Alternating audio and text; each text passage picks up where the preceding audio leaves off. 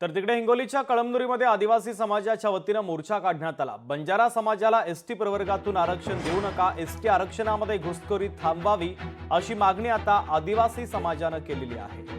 तर आदिवासी समाजातील बांधवांसोबत संवाद साधलाय आमचे प्रतिनिधी गजानन वाणी यांनी। पाहूया। मला सांगा, या ठिकाणी आपण आंदोलन सुरू केले, मोठ्या संख्येने आदिवासी बांधव या आंदोलनात सहभागी झाले, काय मागणी आपली?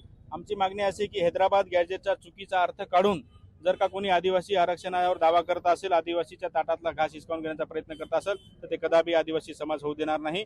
त्याच्या निषेधात हे आमचं आंदोलन आहे। महाराष्ट्र सरकारला आमचा इशारा आहे की तुम्ही चुकीच्या पद्धतीने लोकांमध्ये जीआर काढून भावना उत्पन्न करून देऊन दोन समाजामध्ये भांडण लावण्याचं काम करू नका। असं तुम्ही मणिपूरमध्ये केलं, नेपाळमध्ये केलं, आसाममध्ये केलं, तसा उद्रेक महाराष्ट्रामध्ये घडून आणू नये हे महाराष्ट्र सरकारला आमचा इशारा आहे। त्यासोबतच ज्या एका खासदारांनी आणि 40 आमदारांनी आदिवासी आरक्षण विरोधी गव्हर्नमेंटला पत्र दिलेले आहेत, त्या आमदारांचा देखील आम्ही या ठिकाणी निषेध करतो।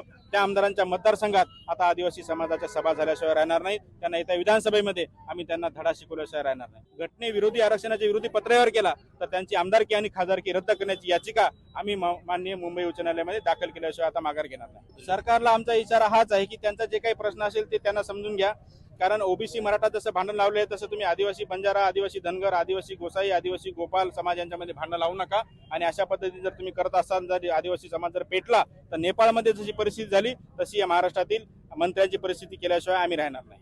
आपण बघितलं की या आंदोलनामध्ये मोठ्या संख्येने आदिवासी सभेला पाहायला मिळते। कॅमेरामन राजेश गजानन वाणी।